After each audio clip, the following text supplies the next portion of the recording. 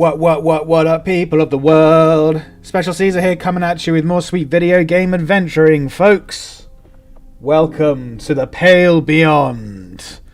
This is a resource management expedition simulation game where you have to venture forth into the wintry Arctic, survive the elements, combat the growing descent of your crew, and somehow survive and persevere through to the very end. It's dedicated to all the explorers out there who ventured beyond the known lands and pushed on to distant horizons. I did play the demo of this a while ago. I think I streamed it on the channel actually.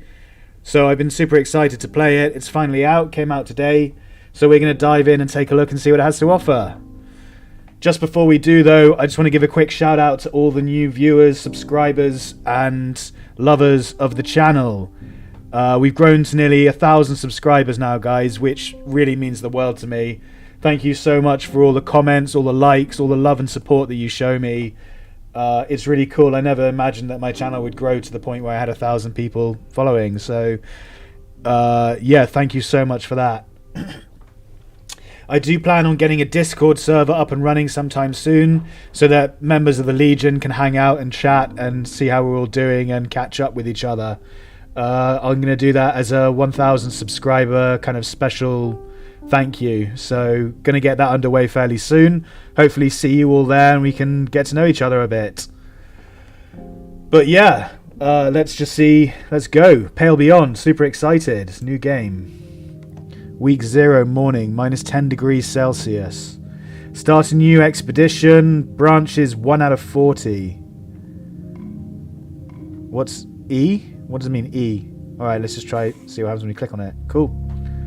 Oh, the air is cold. Do we have to click? No? Oh, okay, you click on it. Okay. Oh, the air is cold, a flake and white, as a sailor begs their pledge. To the ice they'll pray that leads reveal. Out in the ice they'll stake a claim, that in the dark they'll brace themselves. I like this one. Out on the ice they'll stake a claim and carve a course ahead. Cool. Of homes they'll dream. No, of glory found, definitely. You will love glory.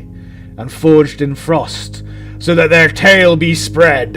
A hunger draws the desperate here. It's one that can't be fed.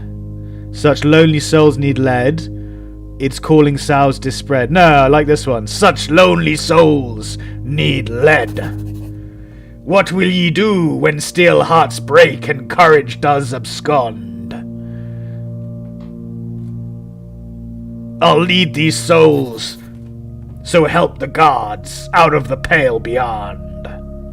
This is so cool. I'm loving this already, guys. Super excited to be bringing this to you. Don't forget to smash that like button if you're enjoying it so we can get this series going and get it to more people. Begin your journey. Temperance. Interesting name for a ship. Crew wanted. Able-bodied crew wanted for dangerous expedition. Months of darkness. Low wages. Wages? I can't believe we're paying these fuckers. We should be enslaving them and forcing them to do our bidding. Like a true Roman. Slim chance of safe return. Glory to be had in the event of success. I love that. In the event of success. That's so cool. Okay. You're alone in the office. The tea in your hand is long since gone cold. I'd rather coffee. Okay, I wonder if these, like, impact the story at all. I wonder if these choices we're making in dialogue, like, affect your, I don't know, your stats or affect how you play or anything like that. I'm curious to see. Looking around the room, you can make out a collection of military books. On the desk is a ship in a bottle. A metronome ticks away steadily.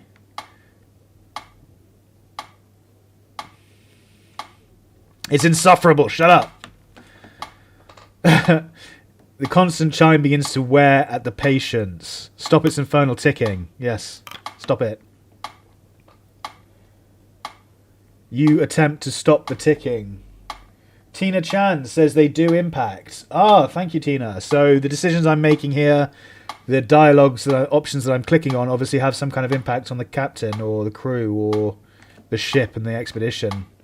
Cool to find out what. The needle breaks off. I just snapped the needle off. I'm going to pocket it. That might come in useful. You quickly shove the needle in your pocket, in case I need to knife someone in the eye, you know? They won't expect it. Just pull out this little needle and just jab them in the eye quickly. It stops. Keep waiting. You hear footsteps climbing the stairs that brought you here.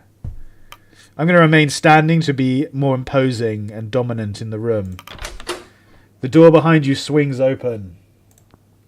The captain bounds past you. Oh, fuck. So we're not the captain. We're just the guy... I see. Okay, I thought we were the captain. But obviously we're not. We were just someone responding to that advert that we saw. The captain bounds past you to the other side of the desk. Do you have all of your teeth? I've got enough to get by. What's it to you? Sure. I wonder if we can change that. Our name appears to be Shaw. Can never be too careful. The captain sits down. Well, I'm going to remain standing and tower over you. It's the little things you can lose people to. Oh, so he's talking about scurvy, I think. Yeah. Are you speaking from experience? How many people have died under your supervision? More than I'd care to admit, probably. Too many. Too many souls to count. We'll go with more than I care to admit. Can you remember their faces? Every single one.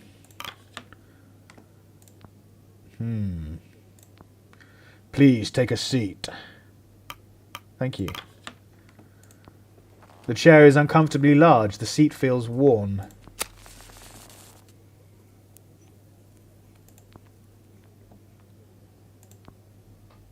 Oh, he's taking his time, enjoying that pipe.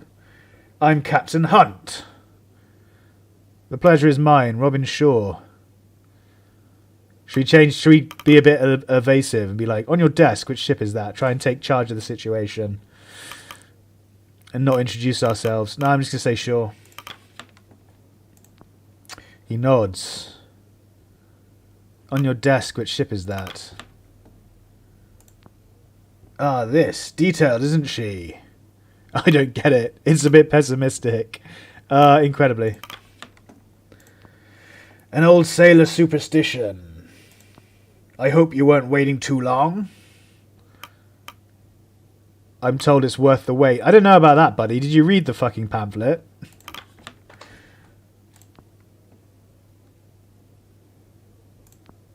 Good. There's been a lot of candidates. Some good, some bad. An interesting mix. I'm sure you understand the need for discretion. The advert said there was glory to be had, and where there is glory to be had, I will unstoppably press forth. He just said, yeah, and also months of darkness and slim chance of success. Yeah, low wages, slim chance of safe return. That didn't deter you, did it? Quite the opposite. That's why I'm here. Yeah, I've got a death wish. I'm a sadomasochist, you see? I like suffering and misery, so the more miserable and cold you can make me, the happier I'll be.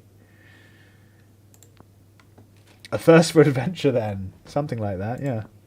He winks. Don't wink at me. This is when you needle him in the eye. See? I told you it came in handy. I keep that to yourself to the other sailors. They might drown you in it. Okay. I have a few questions first. He looks down at his list of questions. Were you born a landlubber or a sea dog? Okay, so these are obviously... I'm going to say I'm sorry to try and understand what these... This decision is obviously going to impact our character somehow. So I'm going to try and get him to explain it a bit more. I'm asking where you crawled out of. It's alright, we're all sorts here. Okay, here we go. The landborn are those born and raised within imperial society. Raised in the colonial cities, landborn appropriately spend much of their life and work within those cities. While it isn't unheard of, those who find themselves working at sea are rarely tasked with manual labour. The saltborn are the sons and daughters of the sea, a solitary culture of sailors and whalers. The saltborn are rarely away from open waters. The vast majority of sailing crews are made up of their ranks, though few are found in the position of officer. Lance, what's up, buddy? Welcome to the stream, mate. Thanks for joining. You're just in time. We haven't got too far into it. Muttwash, that wasn't an option, was it? Or is that a mix? Muttwash was the mix of the two, wasn't it, I think? Muttwash prove harder to place, a mix of salt and earth in their upbringing. Muttwash tend to live as drifters, rarely belonging to any one group. As such, they tend to be well-travelled and well-experienced, but struggle to find acceptance and belonging. Okay, I'm going to go saltborn, because that seems like it would be most useful, considering we're going on an expedition in the ocean. I don't know. Saltborn, the ocean, the same as yourself. The ocean, same as yourself. I'm salt, born and bred. Military experience. I'm a goddamn Legion captain, general, admiral, emperor. Okay, so colonial, royal admiralty, merchant, sail the merchant lines 12 years, criminal, only evading them. Hell no, I'm a royal admiral, baby. Royal admiralty, 2 tours. Under what circumstances did you leave? On my own terms. In one piece. I'm not so sure about honourably. I'd like to think I did, but after all those people who died under my command. Let's say in one piece. You'd be surprised how many can't even say that. Well, yeah, they can't say that because they're dead if they didn't arrive in one piece. Have you ever fired a weapon? Only for sport. I assume I would have at this point. Have you ever killed a man, directly or otherwise? Probably, yes. I see. You're not married, are you? Of course not. That's irrelevant. It is kind of irrelevant, but also not, because we're going on a massively long expedition and he doesn't want any loose ends. He doesn't want you missing home or whatever. So I'm going to say no, because I just said I've got a spirit for adventure and looking forward to this expedition and all that jazz. I don't want to say that I'm then married and missing home or anything. You better not have a death wish. I literally just said that to you. Those are my exact words. One must believe they'll return to justify leaving in the first place. Is that so? Really? Any less and you're doing yourself a disservice.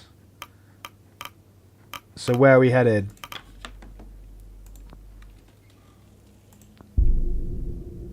We're here to find the ship in that bottle.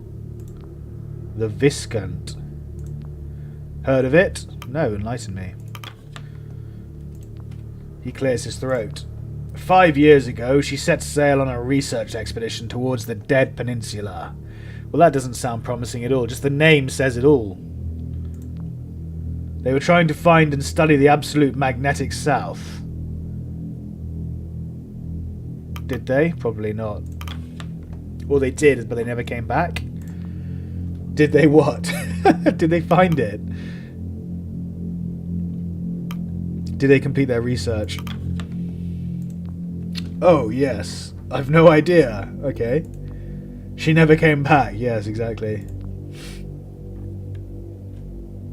Her last known location was 200 miles south of land, presumed lost to the ice. 5 years is a bit... Is that how long it's been? That is a late for a rescue operation. Alive or not, their research is supposedly of extreme importance. And we're supposed to be chasing that research. Exactly. I'm just going to let him continue. Here's what we do know. Not one person or thing has been heard from the Viscount since it first left port. They're definitely all dead.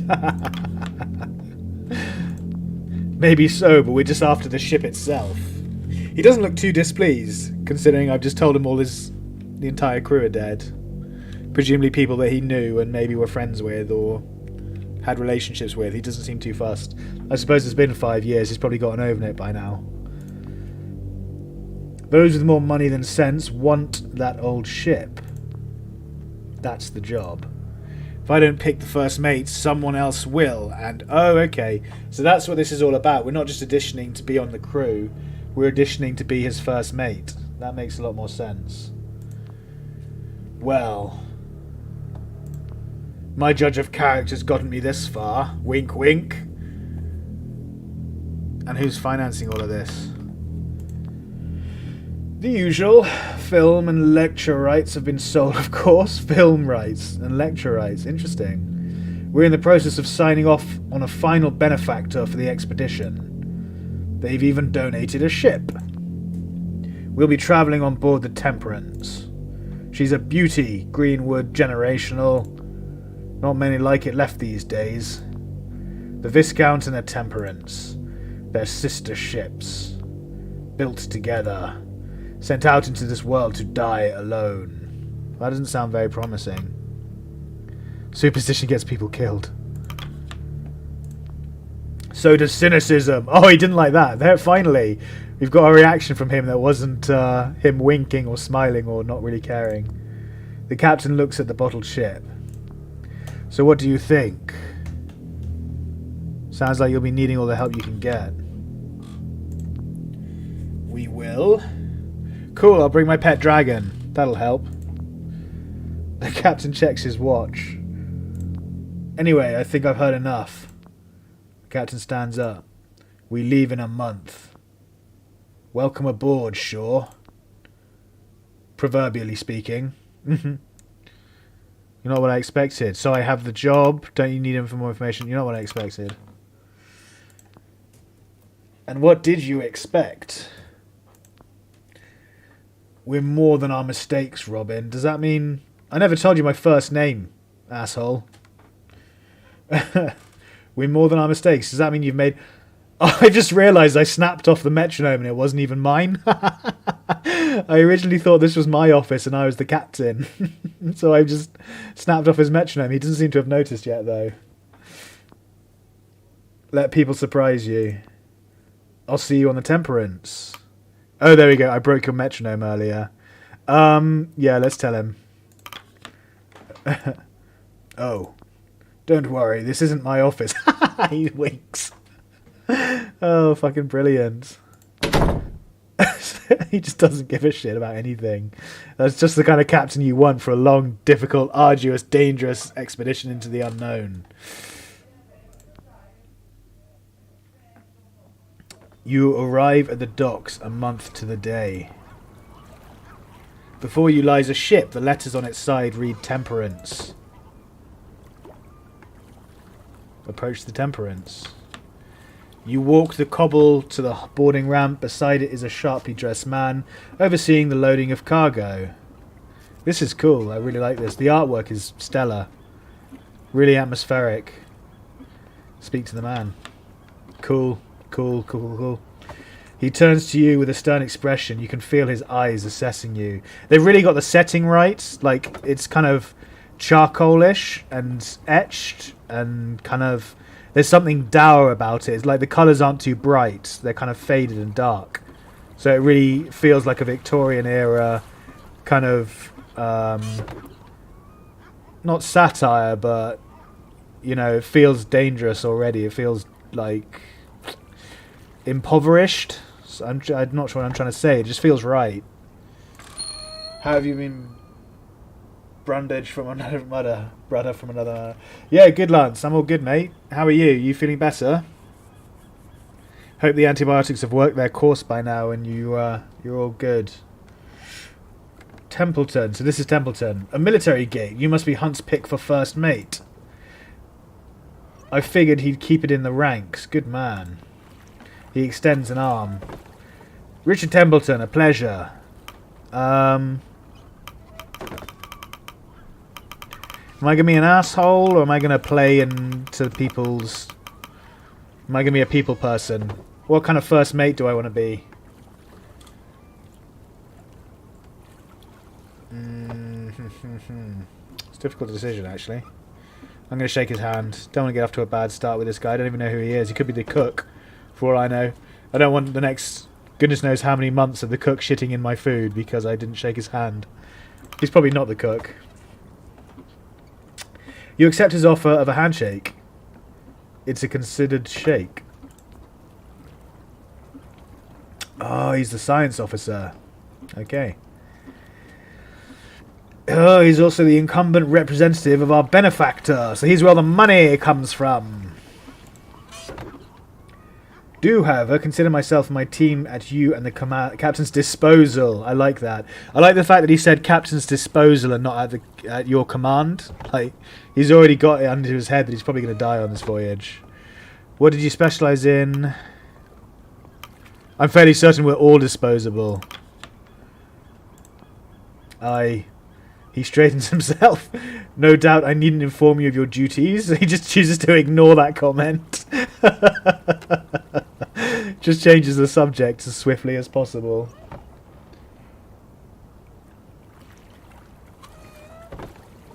Oh, Lance, I'm so glad to hear that, mate. Well, it would be better if it was 100%, obviously, but it's good that you're back to eating normally and you're feeling yourself again. So we're only second to Captain Hunt himself, so we can just, yeah, do whatever we like, basically. Though I must warn you that you have quite the task ahead. The rabble I've spent the afternoon sorting are the same that you'll have to whip into shape. Punctuality, schedule, a strict adherence is what we need if this expedition is to succeed. Damn right! Discipline!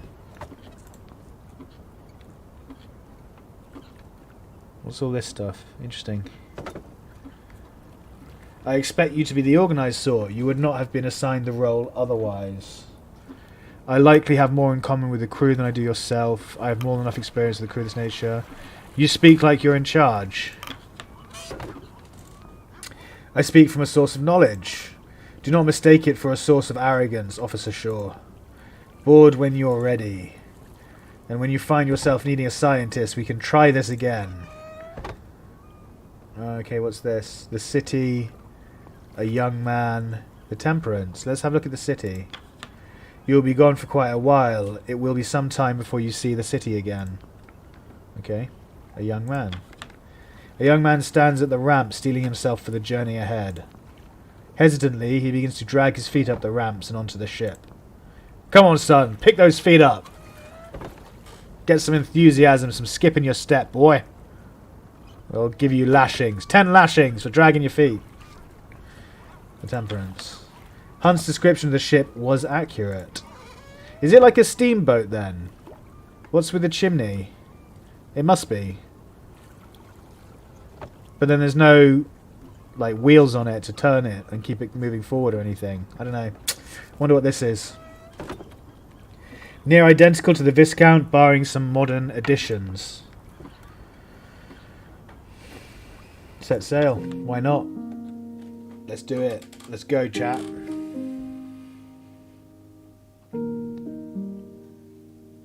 One week on the Temperance. Cool.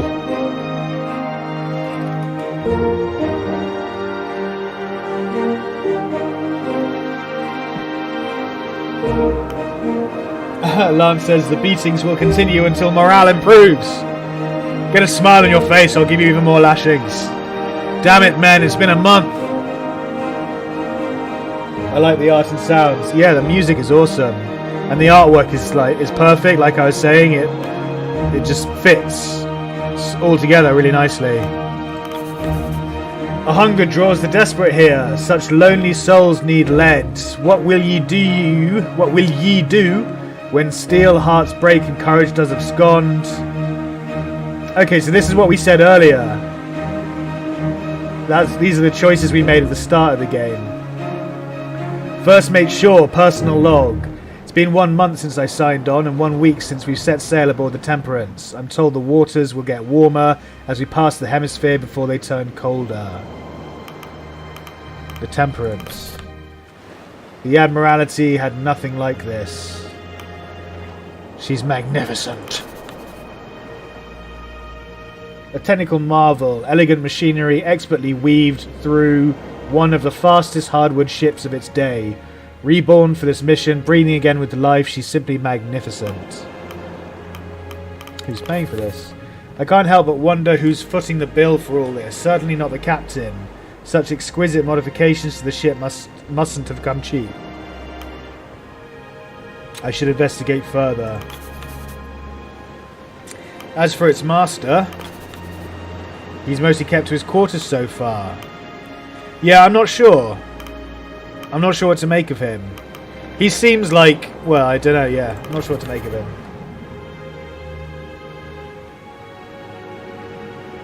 Final Fantasy Tactics Colour Fade. I never played Final Fantasy Tactics, but I can see what you're saying. I was thinking... Octopath Traveler.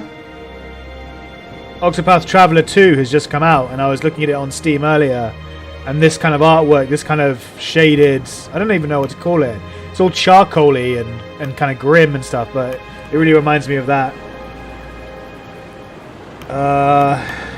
I've heard the rumours. Let's hear what rumours. I've heard the rumours. Drinking, desertion. There's probably a good reason he's dressed in antiques. I mustn't let my guard down. Yeah, definitely not with a captain like that. As for the rest of the crew... there are now 22 of us, including the captain. Our next port will be our last port. Sorry, our next port will be our last before we enter the ice. To pick up the remaining 4 members of the crew, so it's going to be 26 in total. The scouting team. Hunt is also keen to work out a deal on a pack of sledding dogs.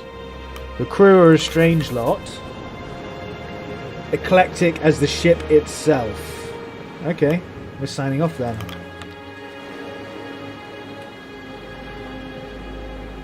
Captain is flakier than a leper. That's gross. So gross. One of Hunt's sailors approaches. Captain wants you at the helm. Hello, Joe. Good, I went to see him.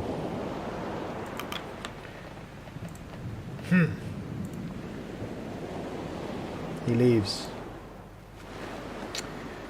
Forecastle, Crow's Nest. Join Hunt at the helm. Captain's cabin. Let's sneak into the captain's cabin and pinch all his liquor while he's not there, while he's waiting for us up on deck. That sounds like a good idea. Let's check the Crow's Nest. The Crow's Nest currently stands unoccupied. Forecastle. Forecastle door appears to be locked. What about the captain's cabin? The door to captain's cabin is shut tight. We'll open it then. The captain himself is busy at the helm. Exactly. It's a perfect opportunity. Damn you, game. Alright, join Hunt at the helm. Since it hasn't given me a choice. You ascend the stairs to the stern and find the old captain manning the helm of the ship. Ah, Robin, lovely day for it, isn't it? One of your lackeys summoned me. It is indeed, Captain. Indeed. It's days like these I must make sure to do my share of the sailing. He winks. Stop winking! You wink too much! Let him continue. He thinks for a moment before stepping aside and stretching out a wrinkled hand. Colonial. Okay, that's interesting. So it shows you when one of the aspects or characteristics or traits that you've selected plays a part in the dialogue, I suppose. Did you ever take the helm in the Admiralty? Never felt right not to for me. Okay. Here, why don't you have a try? Hells yeah. You grip the wheel of the ship and feel the weight of the waves in your arms. Use that to pan around. Oh my god, that's so cool. The memory in your muscles rear themselves as you begin to move in time with the ship and the wind. Alright. Easy.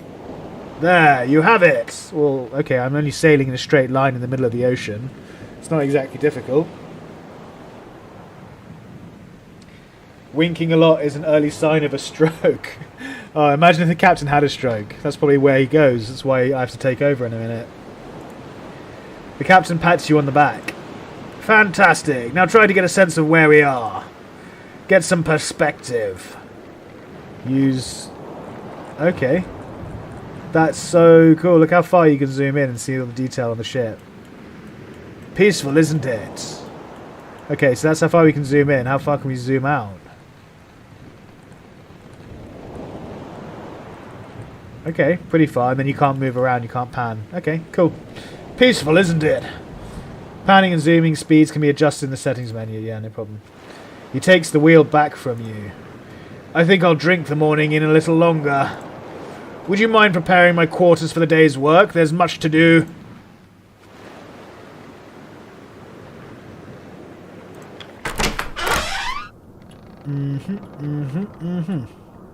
Right, where's the booze kept? A tub. A pristine furnished tub secured to the floor.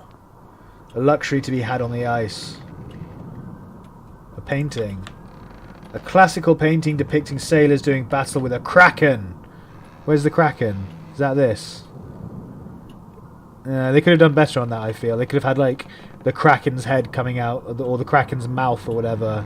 You know, a bit more of the kraken being exposed and loads of tentacles and stuff. I don't know. Just doesn't... Sailborne. Saltborne, even. An ode to an old folk story. The great Captain Seamus has danced with the Salt Kings. Okay, the desk. On the desk, you make out a variety of papers, notes, and maps, as well as a sealed letter with a stamp you don't recognise. Take the letter immediately. The desk itself is suspended with ropes to keep it safely in place.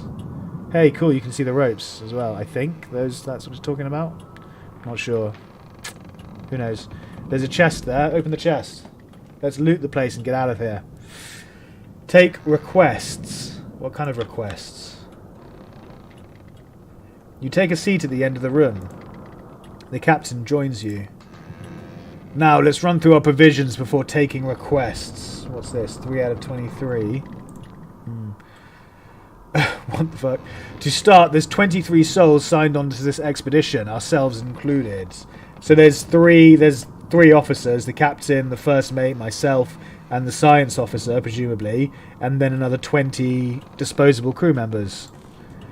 That's 16 free to be assigned to tasks if they aren't already busy. The rest are deployed to their permanent stations.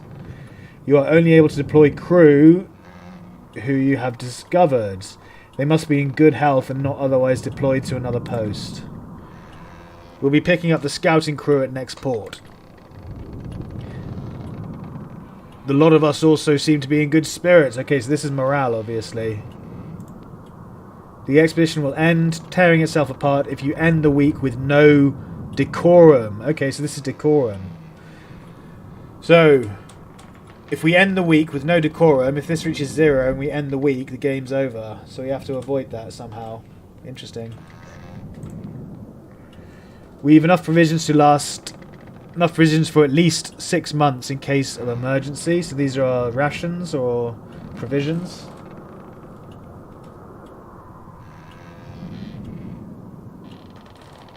Wilfred Brimley, diabetes guy for a captain.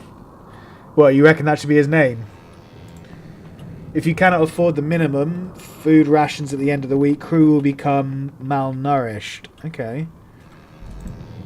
Unless cured, the malnourished status will develop into scurvy, a severe status effect that prevents crew from working, eventually killing them at the end of a week.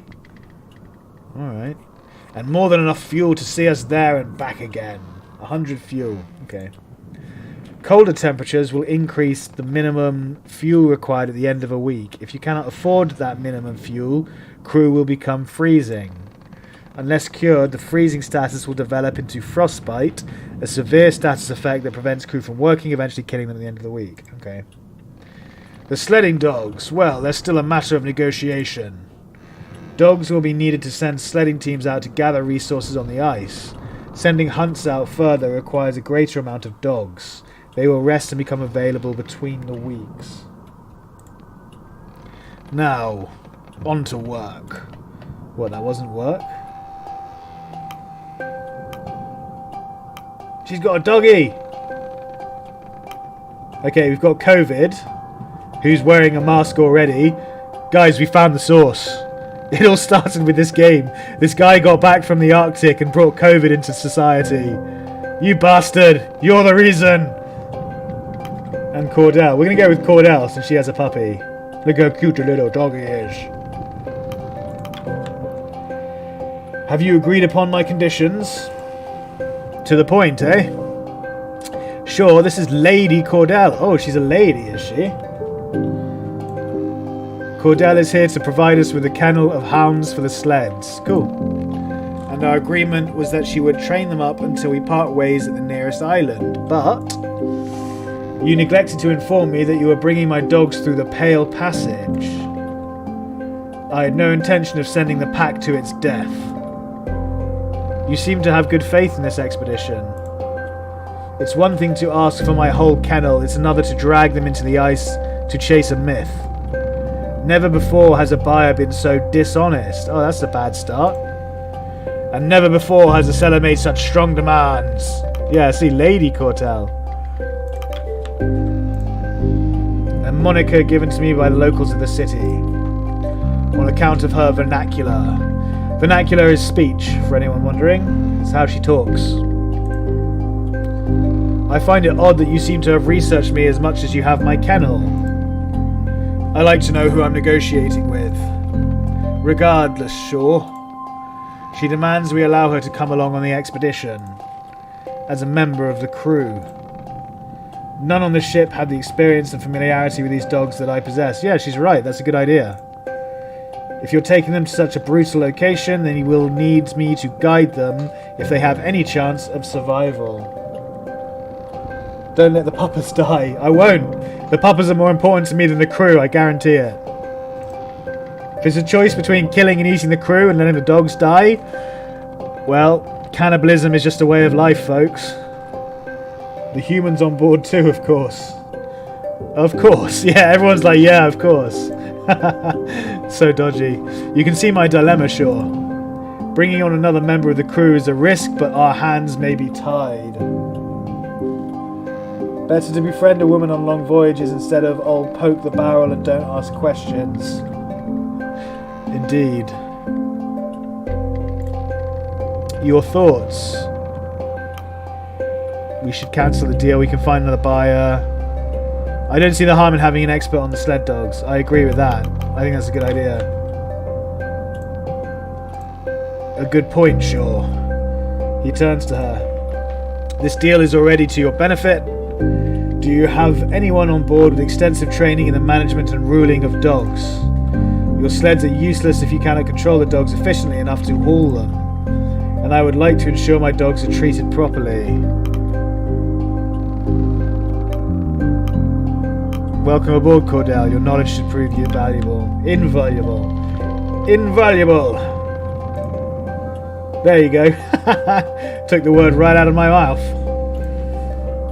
I'll have a room prepared for you below deck. Max crew increased to 24. Okay, so she doesn't take up one of the 20 crew members. She increases the amount of crew you can have.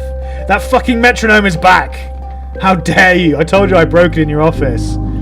Or the office that wasn't yours that you were doing the audition in for some reason. What did you do? Why did you bring it? It's to taunt me and mock me, isn't it, you asshole? No need, you'll find me in the forecastle with the dogs.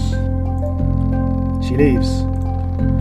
I hope I'm not making a mistake, sure. Well, yes, I think every captain hopes that when they make a decision. Plus 14 available dogs. Oh god, COVID's back. Stay outside. 2 meter distance, yeah? I think we're 2 meters apart from each other. Alright, fine. A sailor enters. We found a stowaway in the lower hold. Oh, we found a stowaway. Okay. Another sailor enters, leading a young man by their side. You know, you're not the first stowaway I've had. The captain studies them further. You know where we're heading, don't you? I do, sir. Runt. Cool. I do, sir. The ice. Did you know that before you climbed inside that crate? Ah, did, sir? Har, how old are you? You're hardly a useful pair of hands. Not true, I can pull my weight, sir. Do you know your jibboom from your bowsprit? I don't know the fucking jibboom from the bowsprit. What the hell are you talking about? I do, learn it all from my da. Your da. He's Ward's son. Followed him. Who's Smurf? Is this Smurf? This has to be Smurf because that's COVID. Interesting. Followed him on board back in the city. Okay, so he was another sailor's son. What should we do with him, Captain? Chop him up and put him in the stew.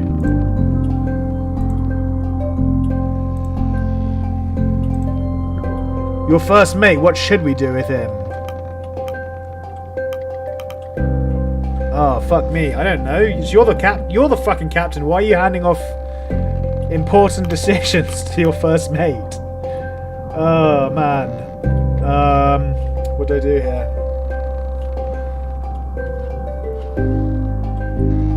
He's got sailing experience.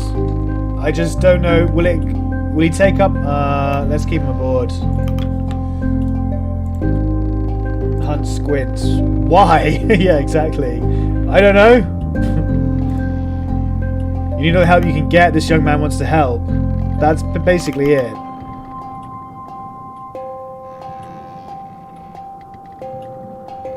He's clearly here because his father is. Okay, so his father's on deck. Gotcha. It'd be wrong to separate them again. No, I like this one. You need all the help you can get. We're gonna take. Yeah, we're gonna take all the help we can that's offered to us.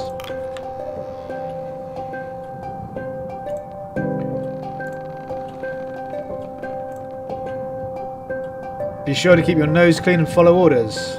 I will, thank you, sir. Captain, not sir. Aye, Captain. The stowaway joins the two sailors below deck, now a member of the crew. Well, it seems Belita has a new runt. I hope the rest won't mind sharing their rations. Plus, oh, I missed that. What did it say? Plus one available crew at the top. What did it say at the bottom? It went away too quickly for me to read it. He is going to die as my guess, says Martin Matuson. Yeah, I think that's probably the case. I'm definitely going to sacrifice him first if I get the choice. What of the father? Well, he'll be sacrificed second, of course. Found our barrel mate. Indeed. What of the father? I doubt he intended this to happen. We'll keep an eye on them both. I suppose you're right. Well, the matter's sorted. Finish requests. Okay. Now that that's all settled, I have one more errand for you to run. Could you grab the Stoke brothers and order them to meet me up deck after dinner? Hefty lads, red hair. You couldn't mistake them for another. Do you require me for this meeting? No, this isn't a matter a first officer need concern themselves with. It's poker, isn't it? You're getting together and having a poker game. They'll be down on the middle deck. In the meantime, you should grab a copy of the crew manifest and get acquainted with more of the crew. Okay, where can I find the crew manifest? Captain's cabin. Join the figure balancing on the mast. Let's have a look. Oh man, that's awesome. Yeah, let's try and join him. Max crew increased to 25. Thank you, Clone, for clarifying that. Upon closer inspection, you make out the ship's photographer, okay. Kasia Belford, balanced on the ship's mast with her camera, lining up a photo. How's the view up there? Oh, shit. She falls to her death, and I'm just like, whoops. You startle a woman, causing her to fall and nearly drop her camera. Help her down. Sorry about that. You help her retrieve the device and untangle herself from the rigging. That was a close shave, Officer Shaw. It's about time I met the first officer of this ship. Kasia Belford. You seem to already know my name. How so? I do my research. Everyone knows my fucking name somehow. The captain knew it before I told him. She knows it. My reputation precedes me. I suppose there was some sort of rule against what I was doing up there. Deepest apologies, but sometimes there's a shot you just cannot pass up, you know? An accomplished photographer, Kasia Belford won the Fentler Prize, the highest honour in journalism, for her work covering plague outbreaks and riots in the capital. That's cool. It came as a surprise to many that such a reputable journalist would take such an interest in this expedition. There was scarcely any chance of Hunt or the benefactor turning her away. She sure does have an interesting box. Oh, Lance. Yes. An interesting box. Yes. You expected someone of their accolades to be older, more experienced. This is likely her first time on the sea like this. She's not prepared. Her proof is all we have. Yeah, her accomplishments surely outweigh her youth. She's done a lot, so she's obviously not incompetent. Inexperience is a matter of interest, but her accolades speak for themselves. The cold game. Picture that as a header. Sounds fine to me. I like it. For the piece on this voyage, I'm trying to come up with a snappy name. Yeah, I know. I just told you I liked it. Nobody will read it if the title sounds like a work of an amateur. The cold game. Picture that as a header. Kasia places a finger to her chin, squinting her eye in thought. It's not perfect, but it's a work in progress. Plenty of time. We haven't even hit the ice yet. It's just all so exciting already. We need to come back alive before you can write the article, love. Look, I really like the ocean in the background. Like, it's a minor detail, but it's cool. I don't know why. Something about it. I suppose someone of your experience finds it all boring at this point. A trip to the ice may seem dull compared to the Royal Admiralty. I can't say that. I just can't pronounce that word. Admiralty. Thank you. There we go. You know who I am. You have that right. I'm not adverse to thrills. Well, I hope we have some coming this way. I'm hoping to capture something right out of Kurt Darling's old escapades. That reminds me, he'll be joining us at next port. I should get his picture at some point. Kasia holds up her box with a sense of pride before holding it up to her face. Stand still, Shaw. Don't flash your box at me, woman. Please warn me before doing that. The captain sent me to grab a copy of the manifest. Oh yes, I'm putting together a manifest for the crew for you. She holds you an annotated document. Here it is, the crew manifest. Okay. Alright. So undiscovered. Timmy Runt Ward. So she knows about the stowaway. How does she know about the stowaway already? She obviously helped him on board. That's the only explanation.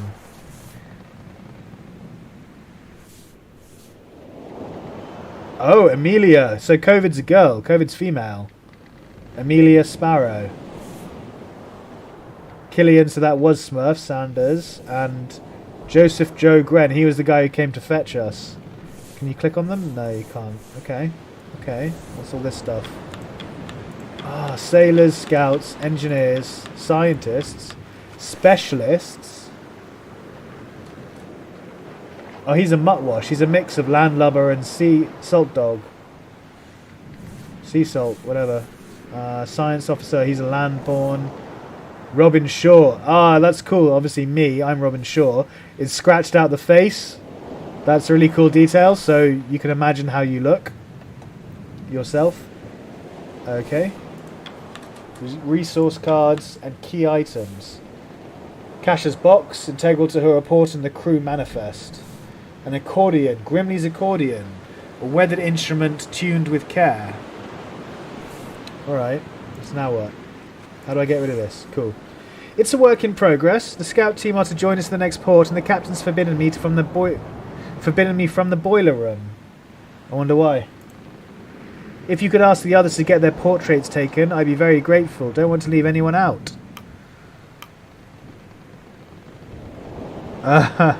Do something like that stunt on your mask again and you'll be removed of your camera. I'm not going to hard-ass it, otherwise I wouldn't have shaken the guy's hand. I might do a playthrough where I hard-ass it and see how it differs to me just being, you know, decent bloke or whatever.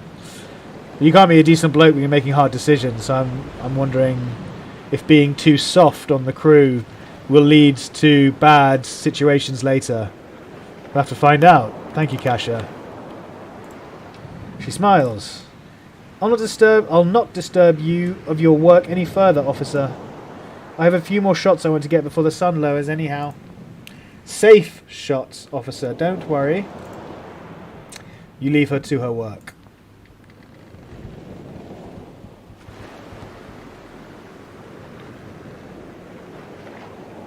Two Johns. Let's talk to Two Johns. You spot a large man with a youthful gait, carrying a heavy crate over his shoulder with relative ease. Oh, you're Officer Shaw. He gives a bright, warming smile. Two Johns. That's what they call me. I'm sure you'll get your nickname later. Two Johns attempts to offer a handshake but loses control of the crate. He struggles before firmly holding it in place with both hands. Maybe later. Work awaits. Cool. One available crew, John Anton manifest. Cool. Can we go to the forecastle? Nope, still locked. You can hear the kennel master preparing the room inside. Okay, so the forecastle, that sounds like that's where they're keeping the dogs, if that's where the kennel master is and preparing it. Descend below deck, yeah. Hey, whoa, whoops. That panned way faster than I anticipated. Look at this. This is cool. Alright, descend to the mid-deck.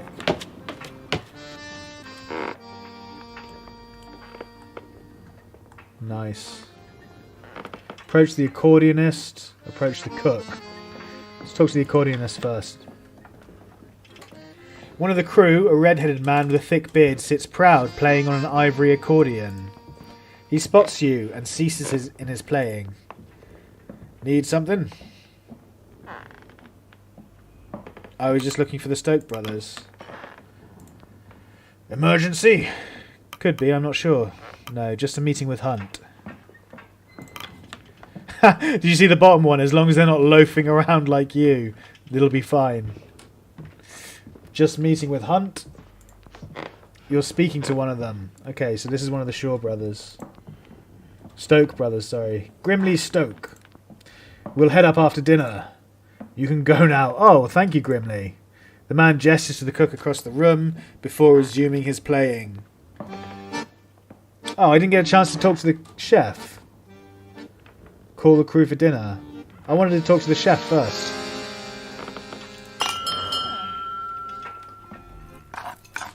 The crew have their meal. It passes in relative silence. Apart from the accordionist, obviously.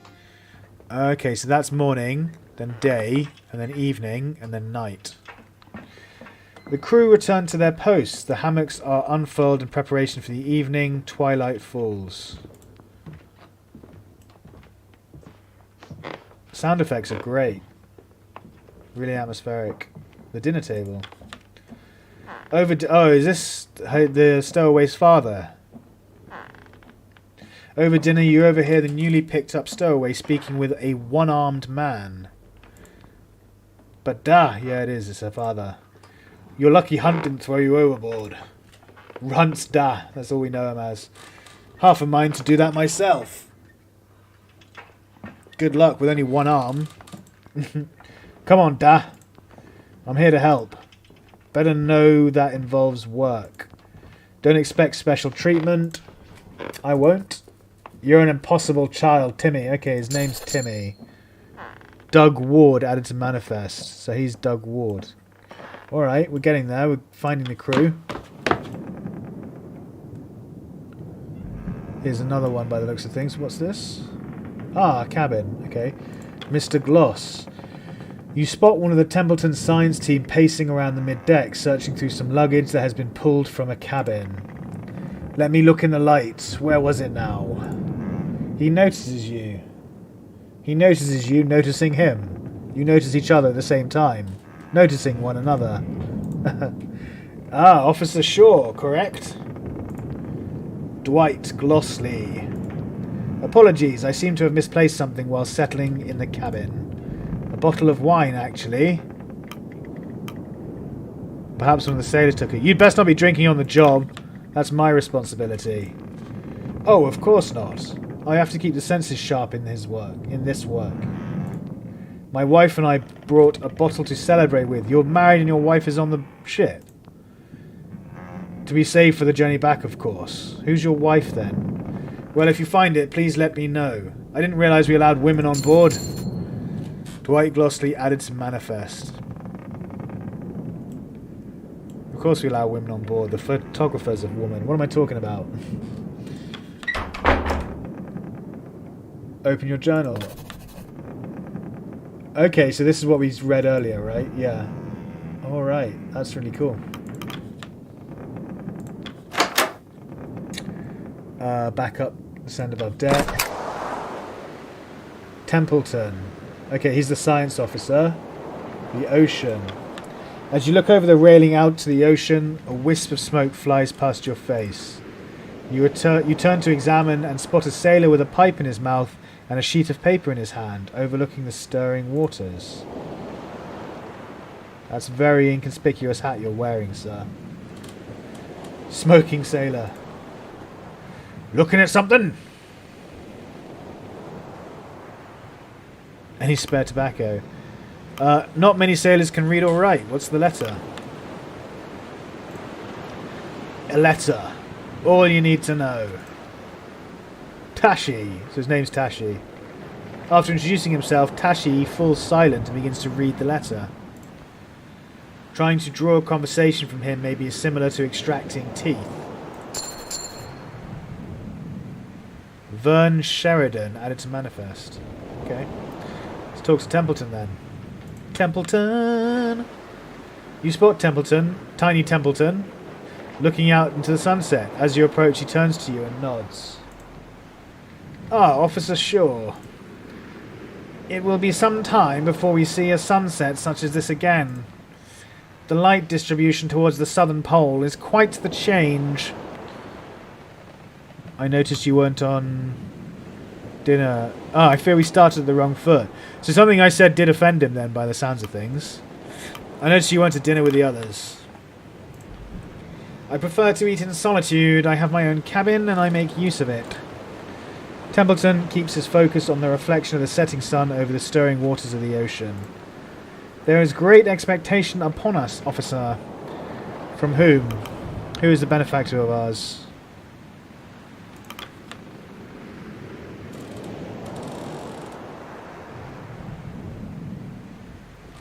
That is not for you to know, not yet. Tell me now, motherfucker, I'll push you overboard. Templeton looks down, catching his reflection in the ocean's surface. He looks back up at the sunset. Quite the sight, but I wouldn't linger upon it too long. We should retire for the evening. It's important for the first officer to be well rested. Use E to advance to the next week. Fucking hell, I'm just advancing an entire week. Oh, you hold it. $50. Oh no, I get to choose. Okay. Food rations. The food rations per crew member this week. Normal, 2 per crew member. Or fuel rations. The fuel spend of the week. Normal, 2 per confirmed rations. What happens if you drag it down? Half. Oh, I see. You lose morale. None.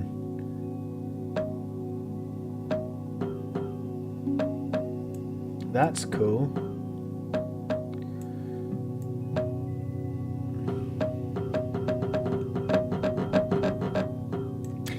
Okay, well we're going to stop off in port and we can pick up more of, provisions and stuff, so I don't see why there's no reason not to give everyone normal rations and normal fuel rations, because we're going to stop off in port and collect more, so let's do it. 50 fuel and 50 wood. The ship makes its last port at Orca Island. Cordell's sledding dogs are picked up. The scouting crew and Kurt Darling are picked up. The days are getting brighter as you move further south. I thought they said they had enough food and enough fuel to get us there and back again. We haven't even made it to the next effing port and we've already used half of it up. What a load of nonsense. The captain has clearly underestimated the amount of fuel and food that we're going to need, which isn't a good start. Saved game to tree, max crew increased to 29. Why did that happen? Oh, because we picked up the scouting party. Alright. There's a rap on your cabin door. Who goes there? No, come in. The door swings open to reveal Kurt Darling, all but filling its frame, grinning ear to ear. There you are, Officer Shaw. The ship's navigator... Oh, okay, it's the ship's navigator. Is a difficult man to miss. Stature and reputation precede him. Adorned with a slew of apparatus, this seemingly one-man expedition would be known to anyone following the heyday of exploration and the merchandising that followed. I've no time for celebrities.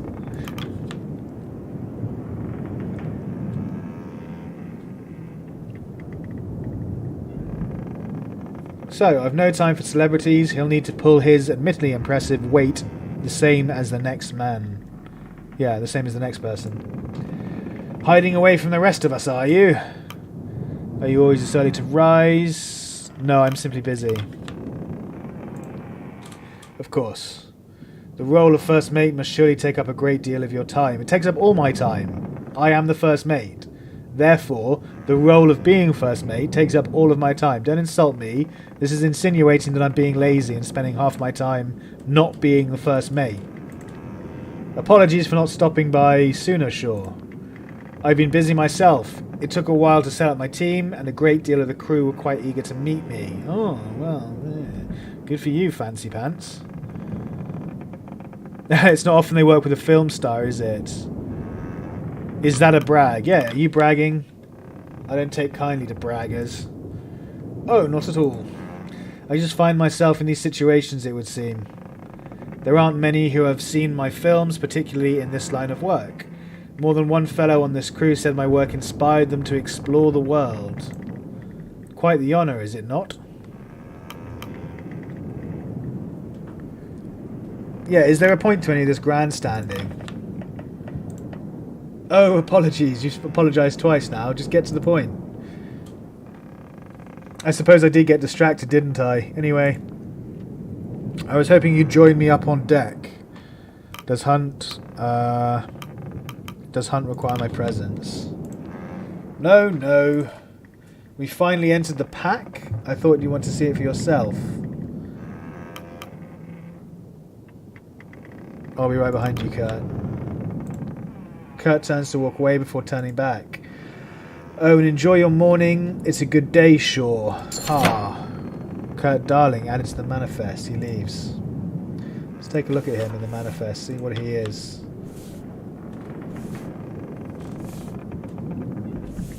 So he doesn't appear to be a sailor.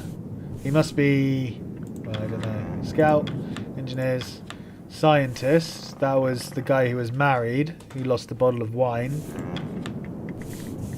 Ah, here he is, Kurt Darling. He's a specialist. He's the navigator. Oh yeah, he just said that, didn't he? Sorry. Forgot. Okay, cool.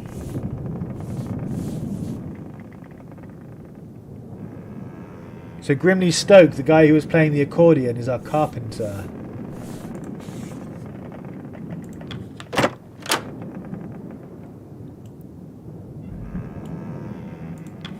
Ah, here's his wife, the guy who lost the bottle of wine's wife, Mrs. Gloss.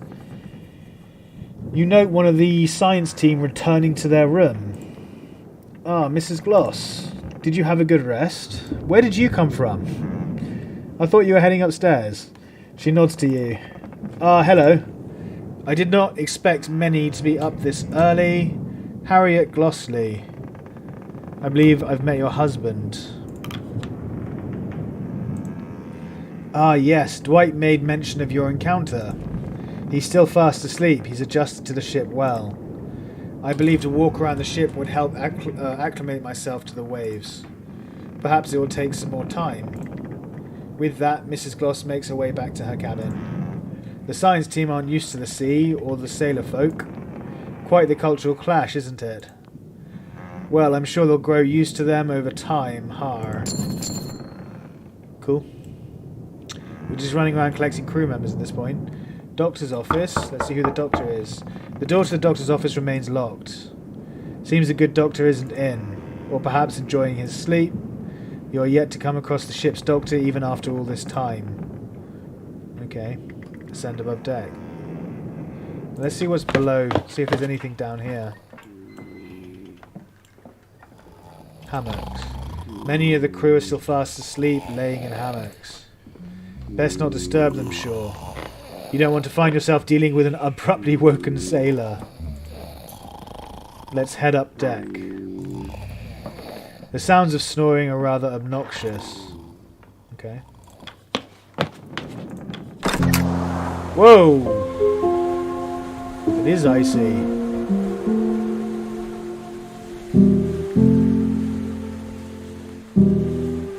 Nice.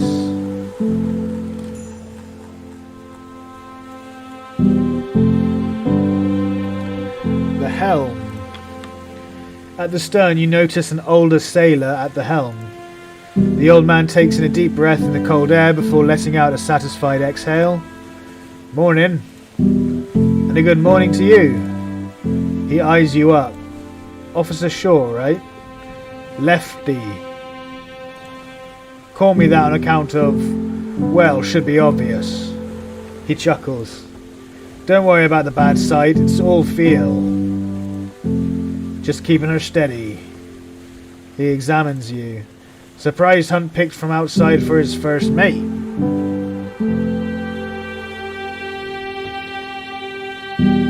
I assure you I'm more than qualified. Oh, I don't doubt that. You must be something special for Hunt to look outside the ranks. Yeah, I'm colonial, motherfucker. Hunt doesn't have such fondness for the military, but it at least means you've got the work ethic. Mornings like these are about the only peace I get from the younger lot. You should take these moments when you can. Lefty returns his attention to the helm. As you get older, I suppose you learn to value the quiet moments, eh? Let us hope we are just as diligent when we are old and grey. Myself before you, of course. Cool.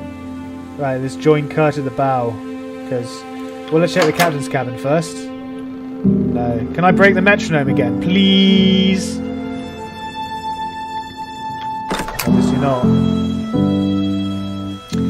Bear with me 1 second, guys. I'm just going to turn it down because it's incredibly loud. That should be better. That is much better. Okay. Join Kurt at the bow. How's the sound for you, by the way? Is the music at a decent level, or is it too loud? Can you hear what I'm saying clearly? You join Kurt at the bow of the ship. You both feel the temperature break the floes below you. Gripping the railing, he draws an enormous breath. The footing beneath rises as the ship mounts an impending ice floe. There is a moment's hesitation before a profound crack relieves the ship, cascading across the ice. He exhales. See? Nothing else like it. It's just ice cut. Don't get too excited. All okay. Thank you, Martin. I appreciate that. Yeah, just ice cut. Don't get too excited. There's going to be plenty more where it came from. There's nowhere else in the world I'd rather be. Then you're in the right place, my friend.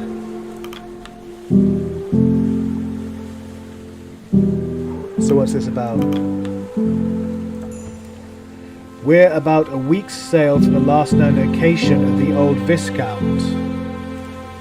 Assuming she isn't exactly where they left her, we can't take smooth sailing for granted.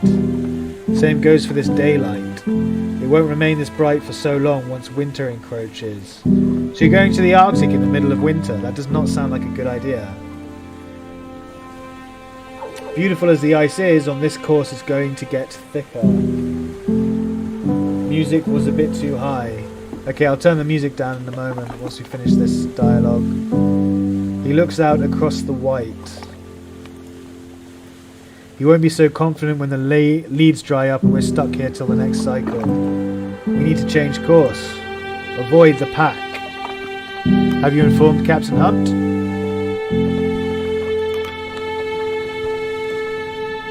He won't listen to me. He thinks I've been dulled by retirement. Look at his eyes. They're glowing. What do you want, friend? I want some. I've probably seen more ice than he has whiskey. Do we have enough supplies, if it comes to that? I'm not sure we do. It's not my decision.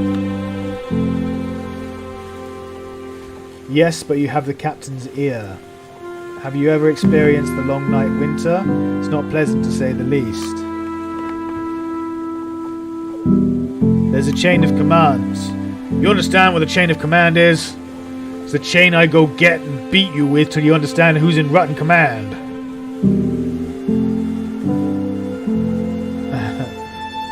No, if it comes to that, we'll adapt.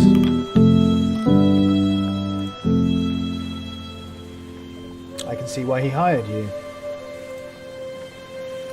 You should understand, Robin. Everyone knows my name. I thought I was going to be like a mysterious outsider that no one recognized. We're only as good as the unhappiest man. Okay, we're only as strong as the weakest link. I understand that as a team. As team mottos go. That's first mate sure. Yeah, that's first mate sure to you. I'll do what I can. Thank you for bringing this to my attention. Kurt nods and turns back to look across the ice. Back to the captain. And we're taking requests again.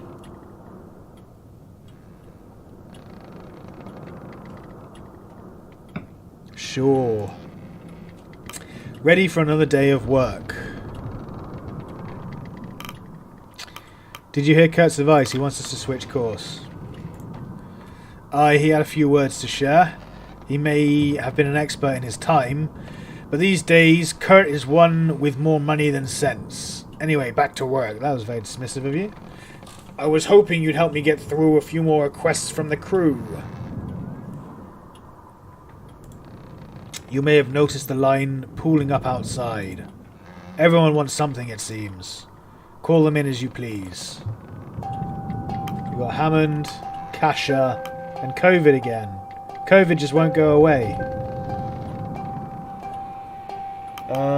We're going to see all of them eventually, right? So let's just start with Hammond since he's new. Who's this guy? Looks like an engineer of some kind. A short, sour-faced man in engineering clothing approaches. Are you acting daft, Hunt? Angry engineer. Not with intention. Not bloody surprised you didn't notice. Sure, this is our chief engineer, Clive Hammond. An opinionated one. What is it, Hammond? Wave really does look fucking pissed. We've hit the ice and you haven't assigned any extra men down on the boiler. You have your engineering team. And we've only got 6 arms between us. I need more manpower maintaining this, sailors. More manpower maintaining this. I need sailors.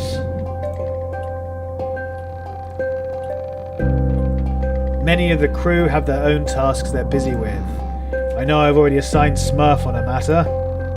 The captain turns to you. -1 available crew. So Smurf obviously been assigned to the boiler room. How many do you think is fair? 1, 3? More. Open the crew manifest to choose how many sailors you wish to assign.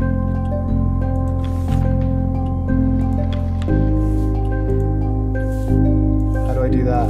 Do I click assign crew? Oh, okay, here we go. Some choices require you to assign from your manifest. In this choice, you may choose the amount to assign. So we choose 1 to 4. We assign 1 to 4. Well, this guy's sailing the boat, so I don't want to put him down there yet. Let's assign COVID. Let's keep COVID down in the boiler room where we can keep an eye on her.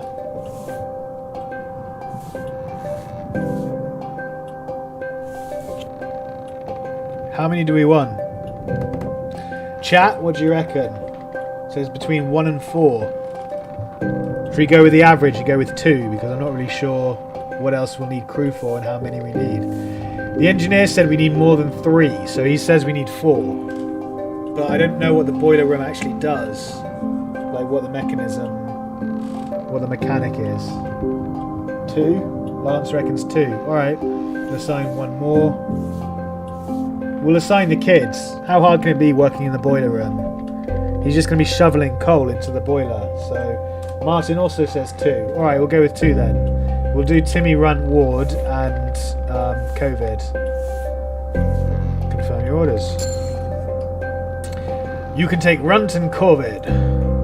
You're giving me the bloody stowaway? That's cool. That's really cool. So they've got specific lines for different crew that you give them. Would you rather none? The engineer holds his tongue. Damn right, or I'll go get the whip and lash you. But you can tell me right now... What? But you can tell me how right I was when we're buried under the ice.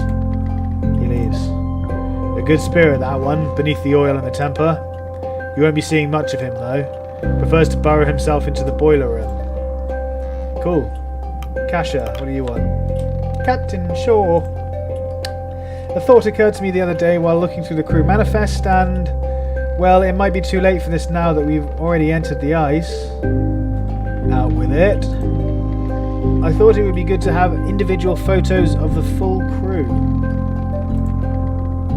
For your report. Not only my report, it would be good reference for the manifest. Put faces to the names. Much of this crew have served me for years, some decades. I have little problem putting faces to the names. Your thoughts, Shaw? It seems like a good idea. If we're going to go on a long expedition where we're potentially going to lose people and they're going to die and disappear and not come back, it would be good to have a photo of them to, you know, journalise them being on this crew. It's a bit late, but it's now or never. May as well get it over with. Aye, good point. But maybe you could sound a little more enthused. Well, Belford, I see no problem there. I'll arrange for the pictures to be taken before the crew have their dinner. Yeah, it's a morale builder, it's journalism, it's just, you know, good to, yeah, team bonding before we get into the difficult, arduous, dangerous waters ahead. In the meantime, I'll attempt to get as many individual crew photos as I can. You're still welcome to help on that matter, Officer Shaw. She departs satisfied. Don't you think I have enough to do? Adding more to my plate. Oh good, here's COVID. She enters the office. Hunt, you asked for a report on how the stowaway was doing. I want to see if the young boy has been settling in well. He has indeed. It means another mouth to feed, but the boy works hard and doesn't ask much. He has his dad to guide him as well. Call him his dad. That's such a... I don't know. It's harder to say dad than it is to say dad. It takes more conscientiousness to pronounce it dad than just to say his pa or his dad or whatever. I'm sure the boy's father is ecstatic. Worried sick, but happy aye. Well, what do you know, Shaw? Perhaps we were right to keep the boy aboard. You mean I was right? I was right to keep the boy aboard. She leaves. Alright, finish requests. Good to have all that settled then. Perhaps we shouldn't rule out old Kurt so easily. If the man thinks there could be an alternative path through the ice, he's free to search for it. Sure, meet with him when you have time. Changing course or not, we'll want one of his scouts set up in the crow's nest. Take care of that, then you'll be done for the day. Okay. Who's this? Approach the sick young man. Oh dear, there's someone who's sick. Throw him overboard. We can't afford to get anyone else ill. Navigator. The rigging. Alright, let's talk to the sick young man first. Seasick? You spot a youthful looking man leaning over the side of the ship. His head slumped as he looks into the icy pool below. It appears he's been visited by a spot of seasickness. That sucks. Pat him on the back. You make your way to the man and reach out your arm to pat the sickly fellow on the back. As soon as your hand reaches him, he jolts upright in shock. A bespectacled young man, shaking with unease. He stares at you for a brief moment, a look of shame plastered upon his face. So sorry. They've really got his expression nailed there. It looks really good. Are you alright? Yes. Well, not really. I'm very sorry. The young man turns around and hurriedly runs in the opposite direction, avoiding your gaze. We're on a ship, asshole. There's nowhere to go. Arthur Nutley. Okay. Let's speak to the navigator. Send me up there, I'll get you a reading. The scientist eyes the man's cane and turns to you. I believe the navigator means you to send one of his scouts. The navigator clears his throat and taps his cane. Of course, ahem. If you find one of mine, they'll get us a reading rightly.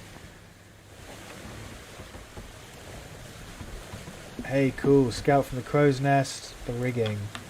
While examining the rigging of the ship, your eyes notice a figure darting by, climbing on the ropes with ease. Okay. The figure lands on their feet before dusting themselves off. Their outfit denotes one of Kurt's scouting crew. Acrobatic scout. Ah, no problems. She looks at you. And you are, finally, someone who doesn't know who I am. Officer Shaw, no, I'm the first mate. Address me as such. Sure. Flick, I'm one of Kurt's crew. Don't worry about my safety, I know what I'm doing, trust me. Kurt doesn't just hire anyone. Well, he didn't hire me for no reason at any rate. Got the medals in gymnastics if you're worried about my credentials. Flick jumps up and returns to scaling the rigging of the ship. Soren Kiliper. Okay. This seems like the objective, what I'm supposed to do, so I'm going to go... Oh, it's -4 degrees, suddenly. I'm going to go below deck and see what's going on below deck first.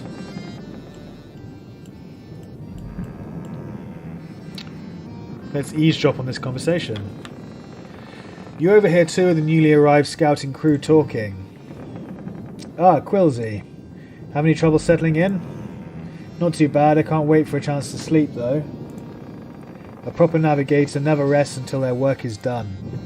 Of course, of course. I take it you had no issue settling in? Tina says this voyage has a lot more girls than expected. Yeah, I agree.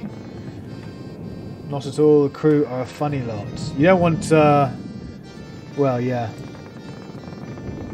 I suppose it'll keep morale up, won't it, if they're getting jiggy with it in between work shifts. Although you don't want unwanted pregnancies on board, that would suck. Old Kurt certainly caught their attention. Do you think any of them would mistake Kurt and myself? I think you'd collapse from joy if they did. Perhaps. Okay. It disappeared. Let's descend to the mid-deck. I can finally talk to the cook. And there's the pumps and the pantry. Okay, lots to do. Hooded sailor. Let's talk to him. You spot a suspicious-looking sailor emerge from the pantry. The hooded sailor spots you, keeping their hands firmly in their pockets. Not what it looks like, Officer Shaw. Pleck, but call me Gnomes. Long-term relations if someone gets pregnant. Yeah. There's nothing you can do about it on a ship either. We'll have to just toss them overboard, I suppose. I'm not thieving anything. That's so guilty. That is so suspicious. Just like coming out of the pantry with your hands in your pockets and immediately saying, I'm not stealing anything, promise. Yeah, exactly. I hadn't considered that, but now... You think I protest too much then? Yes. No worries, I was just setting up a practical joke. And what is this practical joke? Baby back ribs.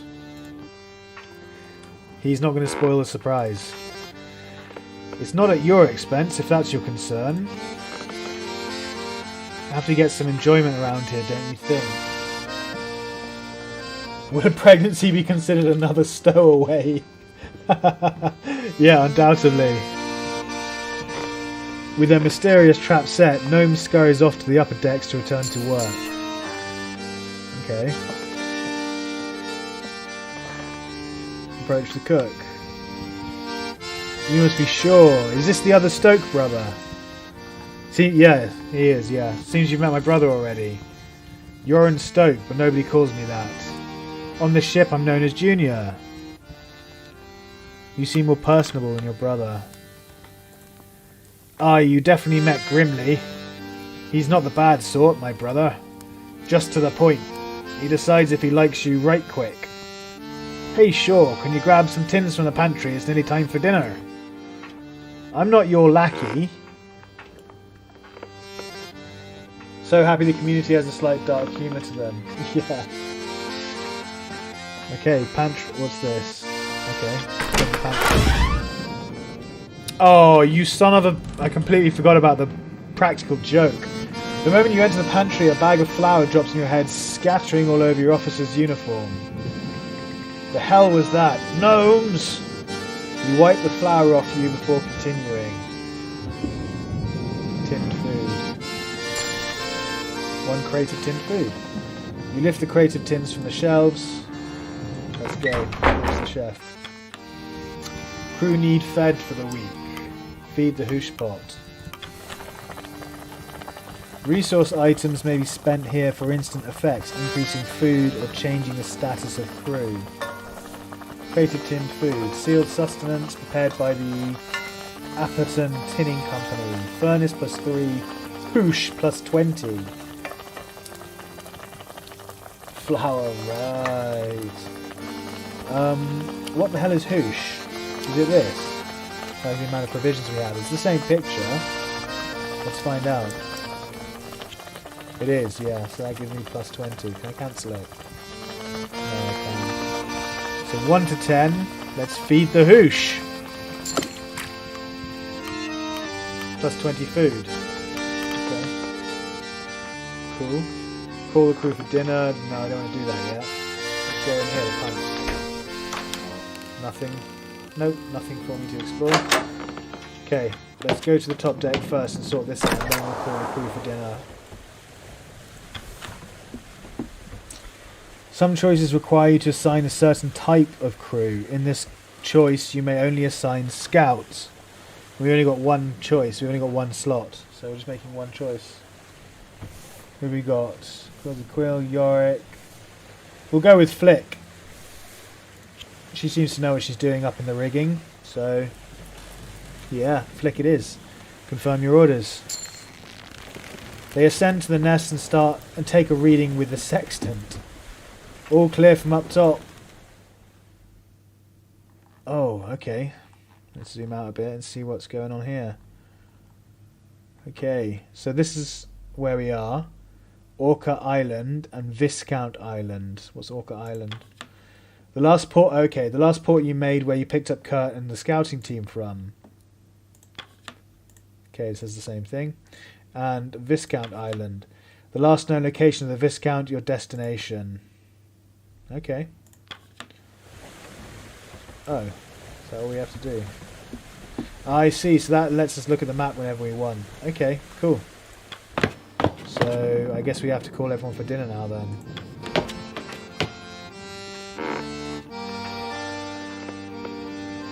Call the crew for dinner. Let's not turn in another Titanic scenario, Flick. Yes.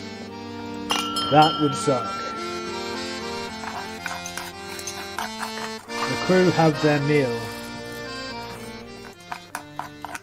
Har, shall we toast to the ice? Aye. The days get longer, but dinner is fixed. It will see us through the long days and the darkest of nights. The crew return to their posts. The hammocks are unfurled in preparation for the evening. You can't help but notice that it's still bright light outside. Let's eavesdrop again. You notice two sailors passing by from the dinner table. An inebriated sailor on wobbling legs leaning over the shoulder of another. What do we do with a drunken sailor? What do we do with a drunken sailor? What do we do with a drunken sailor early in the morning? Ah, good times, good times. No need to learn to handle your drink, Tucker. Ah, but I'm fine. My mates can carry me, eh, Cavity? They can also drop you. Have two Johns carry you next time. Are you asleep? Shit. He passed out. Hilarious. Man knows how to drink. Oh, what's this? A door. You knock on the door. No response.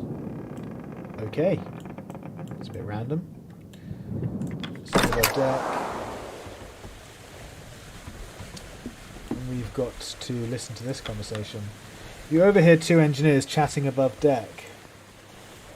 Or rather, you overhear one engineer speaking with another. Don't know how the chief could stay down there all evening. You ever see Mr. Hammond eat? I haven't. Maybe he doesn't even eat. Man's not human if he can work all day and night on that boiler. Probably doesn't sleep either. He probably sleeps. Dick. Aye, Dick, it's figurative. Stop being a dick. Right. Cool. Enter the forecast so we can finally go and see the doggies. Oh, look at all the puppies. Approach the dogs. The dogs... Yeah, the dogs regard her with rapt attention as she paces between them, bowl in hand.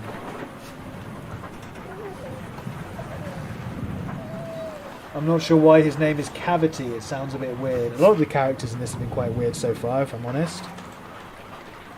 The largest dog joins her side as you approach. Try some? What, try some of the dog food? No, I've already eaten, thanks. Fair. Yeah, fair. I wouldn't eat this dog shit either. Nope, apparently she will. She takes a sip herself without hesitation. Penguins, some blubber, fats and protein. Penguin? Penguin are endangered species. You shouldn't be eating penguin, Cordell. I thought you were an animal lover. Fastest way to hydrate them. Was there something you needed? So you're feeding your dogs penguin soup. Fuck me, those are some royally treated dogs. Just inspecting the animals. They belong here more than we do. Unlike us, they need the ice. It cools them through their pores as they run. They'd overheat otherwise. Strong creatures. Very. They handle stress differently, adapt quickly. There's plenty to be learned from them. Who's that beside you? This is Stanbury. Woof. You've been on the... You love these animals. They need me, and you'll need them. Let's pet the doggy. It barks at you and moves behind its master. Alright, not very friendly, doggy. Penguins are less than puppers. Is that less than or greater than? I can never remember which way the arrow goes around.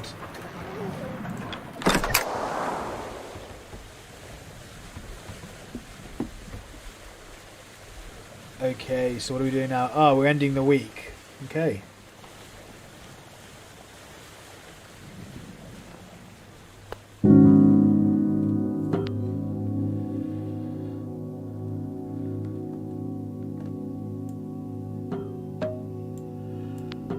We're going to run out of rations in about week 2 of our voyage. See, look, we're losing 58, and we've only got 50 out of 100, so we can't do that.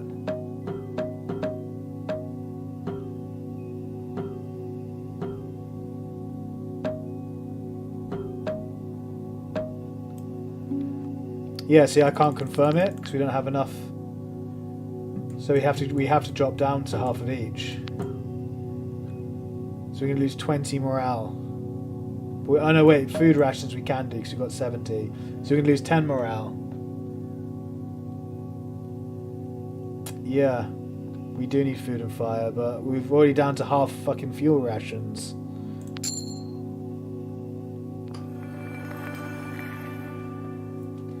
Another week passes. The Temperance has finally entered the thick ice sleeves. The days grow ever brighter. Start the next week. Doggo's superior. Think of the arrow as Pac-Man's mouth. He will always want the most food. Okay. So penguins are greater than doggos. Sorry, penguins are less than doggos. So yeah, the arrow, I always remember it as the way the arrow is pointing is less than, because it goes smaller. The arrow moves narrower, so penguins are less than puppers. Do we have to journalise anything? Week 3. Another week passes. The Temperance has finally entered the thick ice leads. The days grow ever brighter. Okay.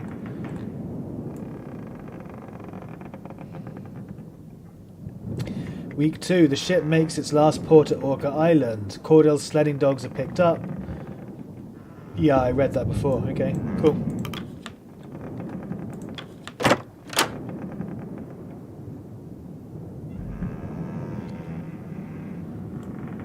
Look at this. It's already red, and we're only into like week 3 of the voyage. Who the hell rationed? Who packed all our supplies? Let's go down to the mid-deck, see if there's anyone down here. Anything going on? No. Okay, send to the top deck. Top deck. Saved game to tree. Why did it save the game? I'm not sure I like that. Let's have a look at the map. Why is it yellow?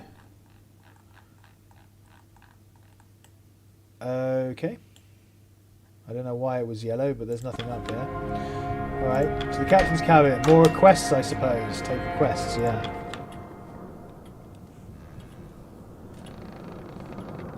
Best get started now. Wait for Captain Hunt. The Captain Hunt appears to be absent. His chair is unoccupied. I'm the captain now. I'll make all the decisions as I have been doing from the start. Let's best get started. I don't want to go out. What did I do? The whole room shudders. I think that Titanic scenario you were talking about earlier may have just occurred. Which is smooth. Oh, we hit the ice. Are you frigging kidding? Is this because I didn't assign more men to the boiler room? I hope not. Examine the problem. What in the... Well, this is what I was worried about. Look at that ice. We could be trapped for a while. Strong pressures as if we didn't have enough bother. Well, no need mucking around. That was Scorn 3 gas. Yeah, Tina, you did call it. It's a bit more than a Titanic scenario, though. We've literally just been encased in ice. Let's get to work. Where's Hunt? I'll grab him. I'm sure he felt it too. Sure, check the boiler room. I'm sure... Don't give me orders. I'm your first mate. I'm sure the mole man has problems of his own. Fire flick. Yeah, let's toss her overboard. She's fucking useless. She didn't report this massive ice flow of ice that we just drove into or sailed into. No, not to worry, everyone. Eat flick. Yeah, all she's good for is protein at this point. We'll be free and moving again before you know it. Back to work. Jeez, look at that ice. How did we not notice that exactly? Look how far into it we've gone. Look at that. How could that have just suddenly happened? Oh my god. Okay, let's get down here. Who's this? Kasha, what do you want? Officer Shaw, what happened? Ship's come to a stop. I almost flung my camera to the wall. We didn't hit anything, did we? Have you seen Hunt? Not since this morning. He was going to speak with Grimley about the lifeboats, last I heard. That little bastard, did he escape?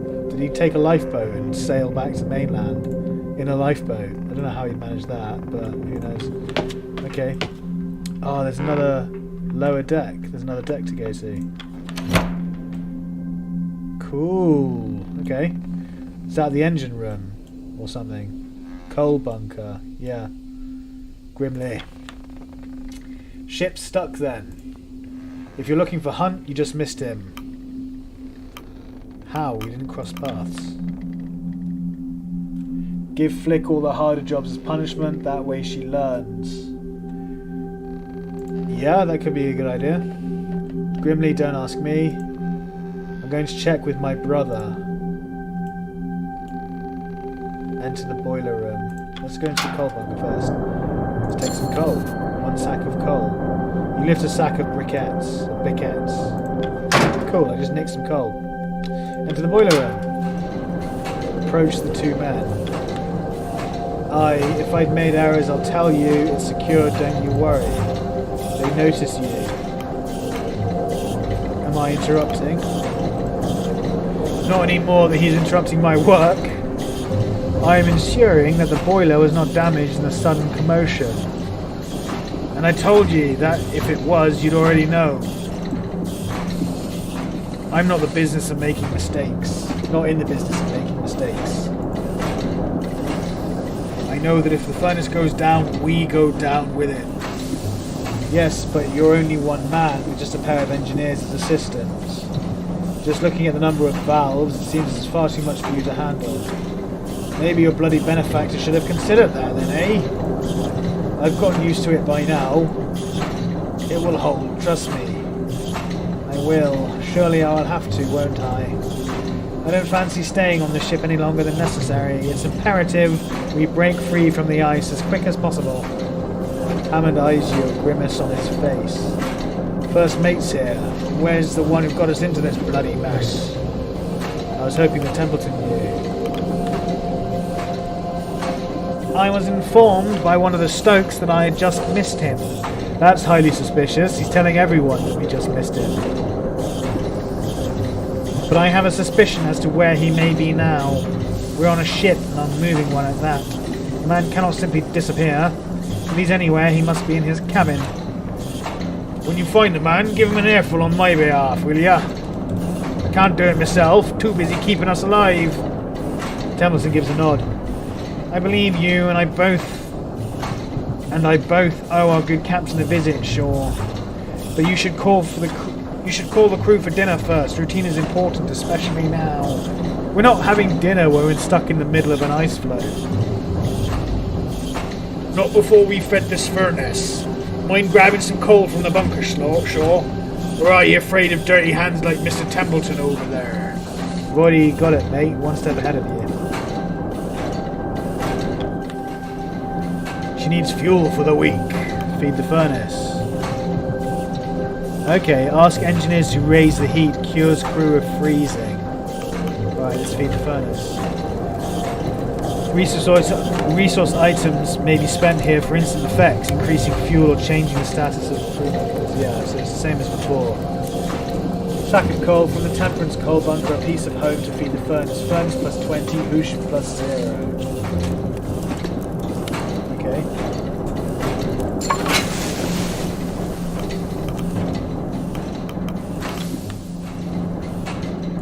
I guess we have to go to the captain's quarters now. You emerge mid-deck to find the crew readying themselves for dinner despite the ice. Some seem nervous, others as if nothing has changed at all.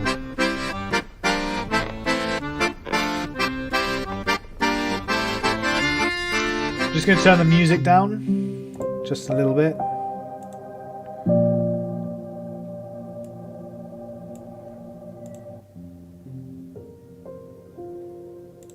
That seems a bit better.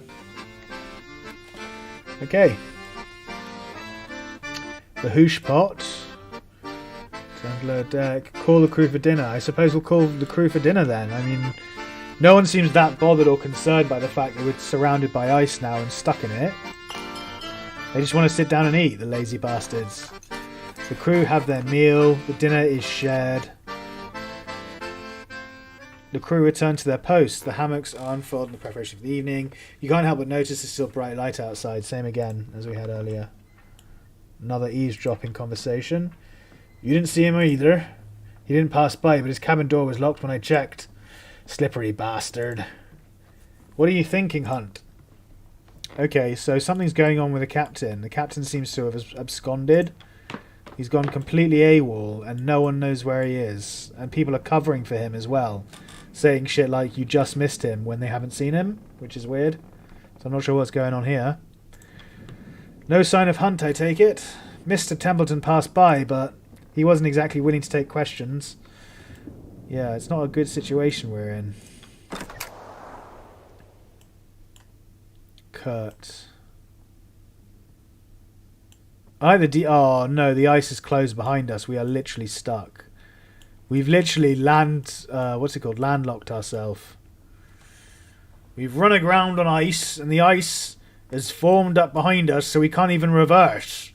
Not that you can reverse in a ship, but still, it's not good.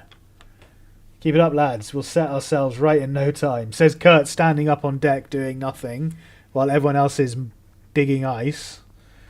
Ah, sure. I just saw Templeton entering the captain's cabin. Seems Hunt's holed himself up inside. Maybe if you had a word or two with a good captain, he'd be willing to lend a hand. I think he's not there. Because he wasn't there earlier. I was informed that he was here. Where could he have hidden himself? Check under his desk. Oh, he's in the fetal position under his desk.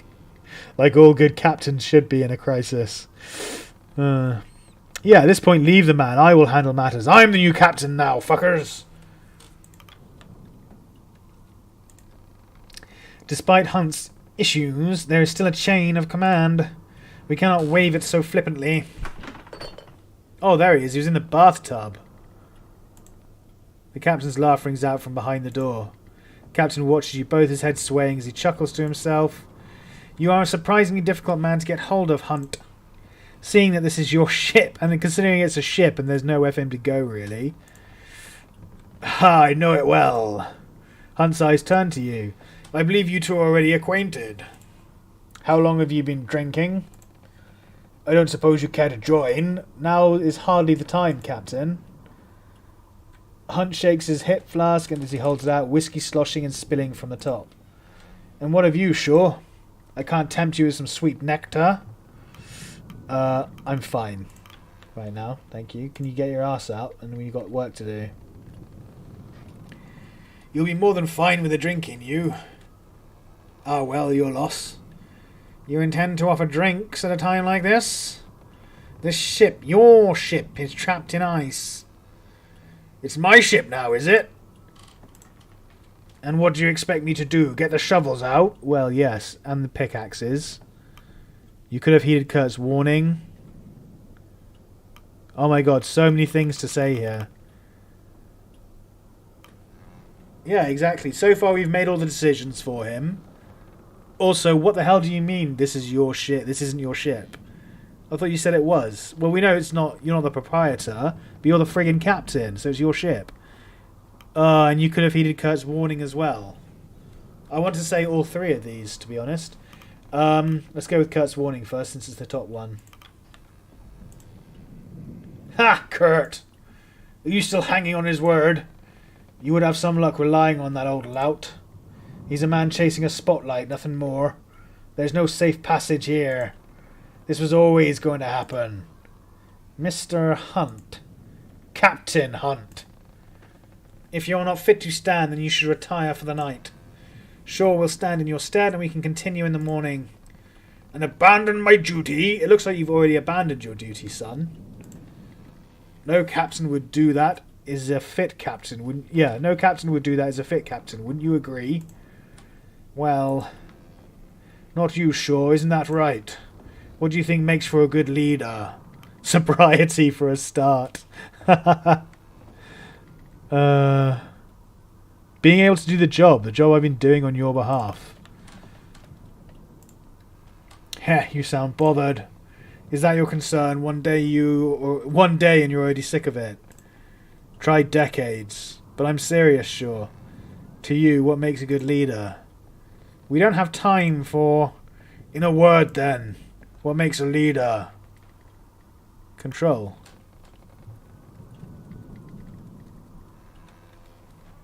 I think. Yeah, control. Being able to inspire, I should say, not make, but being able to inspire others to do their best, to strive for greater function, kind of thing, you know? Strive for greater productivity and do better and work well as a team. I'll go with control. Control? Explain. It's all appearances. You can see what following. Control over your emotions. No, control over your surroundings, your crew, to place them on the correct course. Big talk, but do you really think that's possible? Well, yes, that's what makes you captain. That's what everyone's been doing for centuries. People aren't pieces on a chessboard. They think, they feel, they can move in any direction they please. But they'll follow orders, and they have morale and duty, and a sense of duty and stuff, and honour. They'll, follow instructions if you give it to them. You're just a drunkard in a bath right now. What are you talking about? And all a captain has in common with the king is that you're both targets.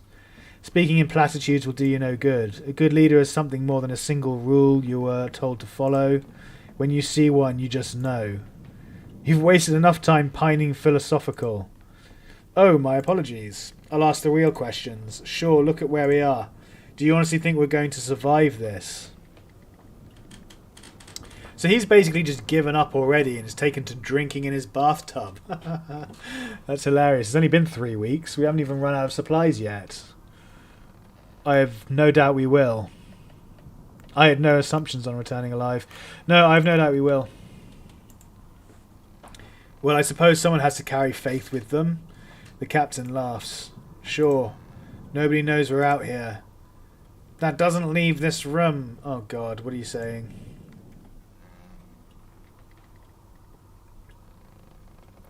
No, wouldn't want to upset your employer. Our benefactor. We all want to be paid after this, don't we? I thought you just said we weren't going to survive it, let alone get paid. Enough.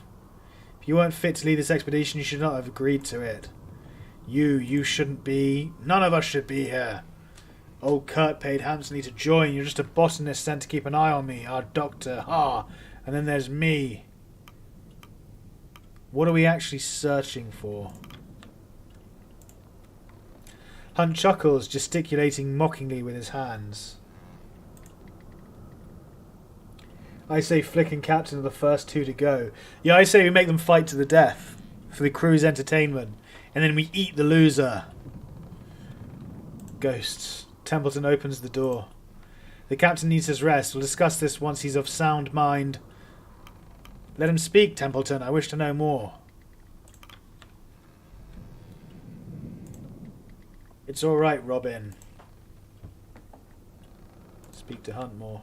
Go on now, Shaw. I'll be all right here. Yeah, of course you will. We have to end the week. We just end the week like this. Are you kidding me? I'm going to have a look around, see if there's... Captain Hunt needs his sleep. It would appear the pressures of command have greatly affected him. You should find some rest yourself. The crew have their commands. Clear your head. We will continue on the morn. Alright, so I guess we're just ending the week then, like this. No one's going to dig us out of the ice or try and get us to make sail. I don't know how we're going to end the week. We've got no fucking supplies, or what the hell? It's minus 16 available crew. What just happened? Did they all murder each other? You awake to a room awash with green. There is a loud banging on your door and a familiar voice speaks from behind the wood. Sure, are you in there, Hammond? Sure. Why is everything green? Never mind the green. The boiler's in serious trouble. Pumps need man and we need to stop the whole system overheating. And I don't need to tell you, if the furnace goes, we go. Yeah, lead the way. Fuck Hunt, forget him. I'm the captain now. Right, let's move. We need to find the captain now. I'm the captain! Didn't you hear me, man? Forget the captain. He's a drunken slob who should have never come on this trip to begin with. What does Kasha want? Kasha rushes up, holding her camera tight as the ship rumbles. What's happening? Are we going under? Not if we can help it. Out of the way. It's safe to go up top, right? That aurora. It's a shot I can't miss. Kasha steps back before snapping a photograph of the ensuing chaos. Jeez. That is so beautiful. That is absolutely lush. The artwork. The lights of the aurora flicker over the pale ice. The animals are barking furiously at the green that has invaded their territory. Calm, Stanberry. What's happening to the ship? Nothing I fix, don't fret. Then I shan't stop you, Mr. Hammond. Mr. Hammond knows what he's doing. I have no doubt of that. You needn't comfort me, Officer Shaw. You should be focusing on the task at hand. Yeah, which is what? Sobering the captain up, I suppose. Oh, great. He's disappeared from the bathtub again. Nothing. Visibly perturbed, he takes a moment to compose himself. Even the tub is empty. Why would you expect him to be in a tub? It's not important. This doesn't make sense. The man seemed barely fit to crawl himself into bed earlier. What? Yeah, he's got a big mouth for someone who's supposed to be a science officer. Hammond turns to you. All right, Shaw. Captain's missing. You're in charge. It's about time. Good to hear. Don't get a big head about it. Yes, indeed. The crew are no doubt waking at this moment. They're no doubt scared, confused. It's your duty to keep them calm, to maintain order. Hammond glares at Templeton. It's Shaw's job to get down to the boiler room now. We've already wasted enough time looking for that bastard Hunt. If you storm down to that room, all you'll be doing is inciting a panic. We need to calm the fears of the crew, maintain an air of focus. Lie to them as the ship goes down.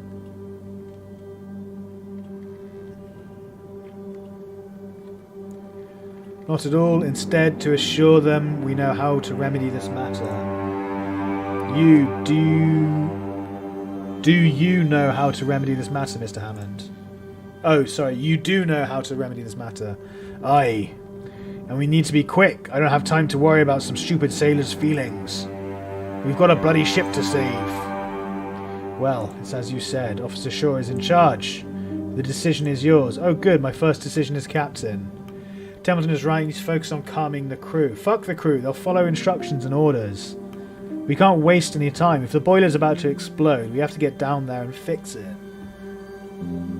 The crew aren't some delicate little flower that you can't be straight with, you know what I mean? Like, yeah. Let's go. Hammond is right. We can't waste any more time. The boiler won't wait for us. Fine. I will keep the crew at bay then. Mon, don't worry about him. Let's go. Oh, come on. Don't worry about him. Let's go.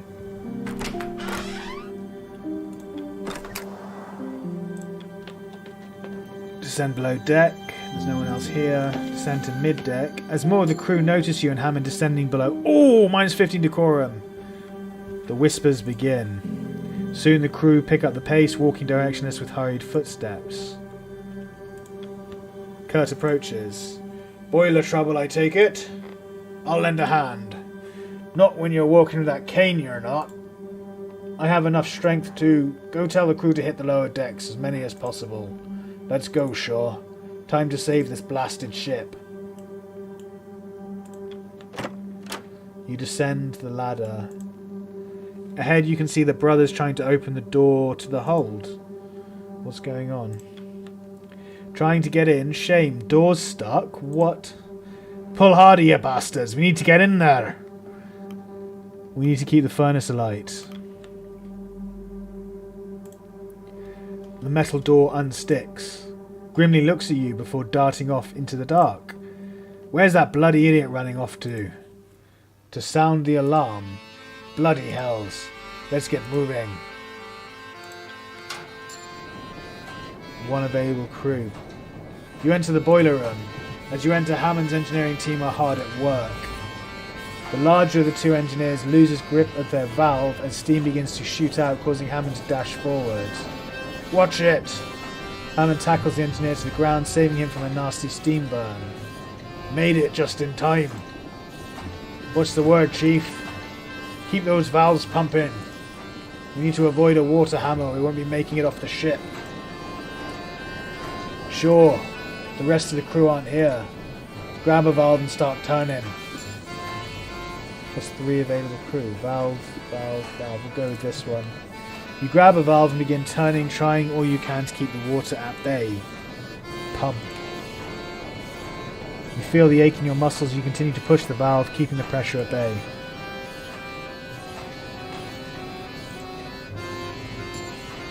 Minus 10 fuel. Minus 10 fuel. Minus 10. Oh my god. The furnace rumbles and sputters, hemorrhaging fuel. You keep turning, doing the best you can to keep the pressure at bay. You could be at this for hours. Shit, where's the rest of the crew? Here they are. Brought help. All our fuel just went out the window. The furnace rumbles and sputters. Get me coal and turn those valves. Okay. Which one do you want me to do first? Oh, I'm panicking. Ah! Let's turn the valve first. Resource cards. Confirm your orders. Oh, assign a sailor to it. Who should we assign? Skylar. Get in there and turn the valve. They grab the valve.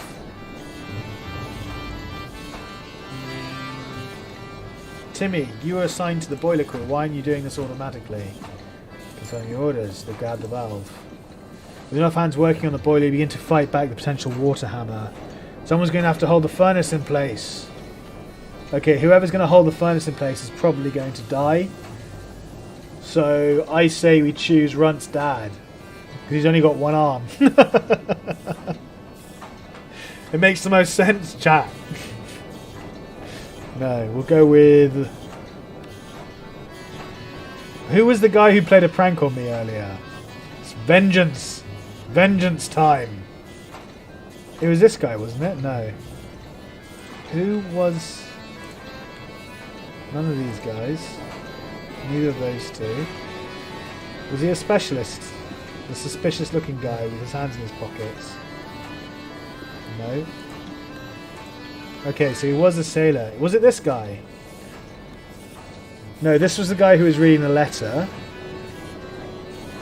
It wasn't him. I think it was...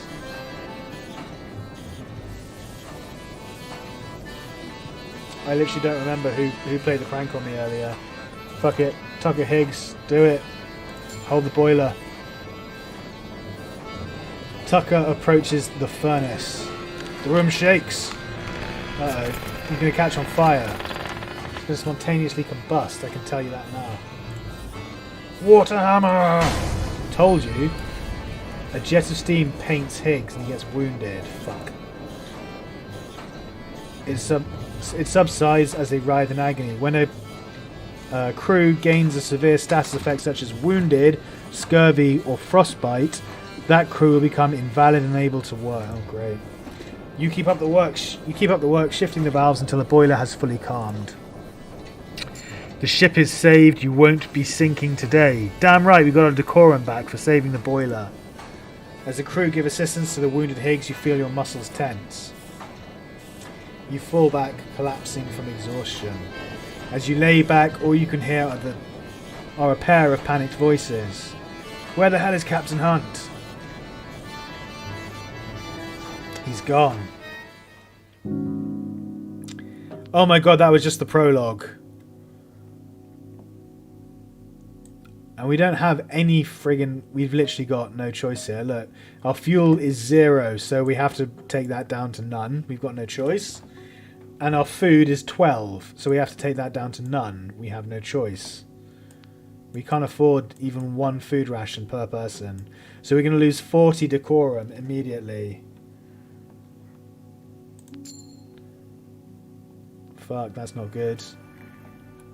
Temperance is safe from sinking. The Aurora passes, leaving only the bright light and white. Start next week.